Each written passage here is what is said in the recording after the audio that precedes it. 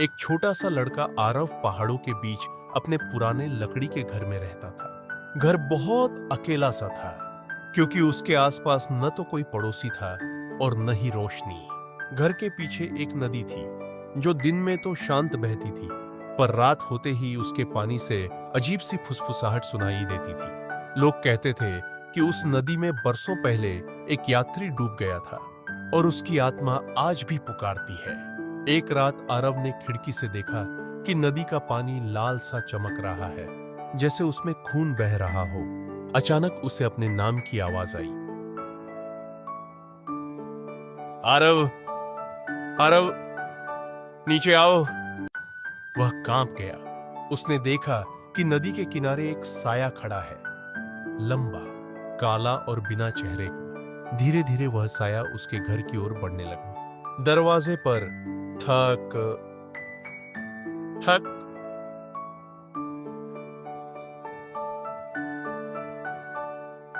की आवाज आई।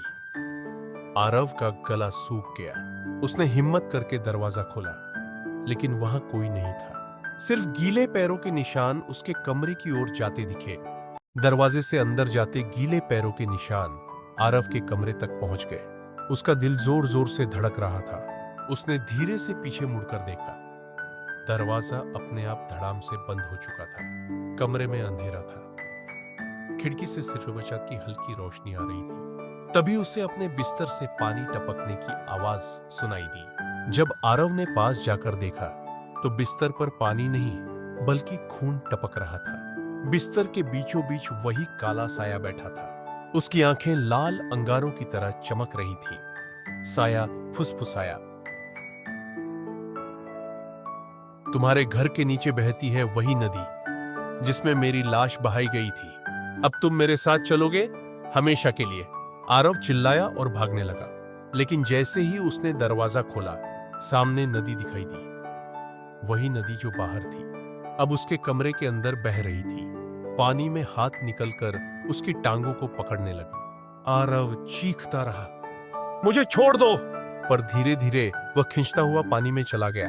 अगली सुबह घर फिर से शांत था। सिर्फ खिड़की से बहती नदी की आवाज आती थी, और अगर ध्यान से सुनो तो आज भी उसमें एक बच्चे की चीखें गूंजती है।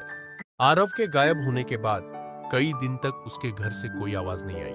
गांव वाले हैरान थे कि लड़का कहां गया।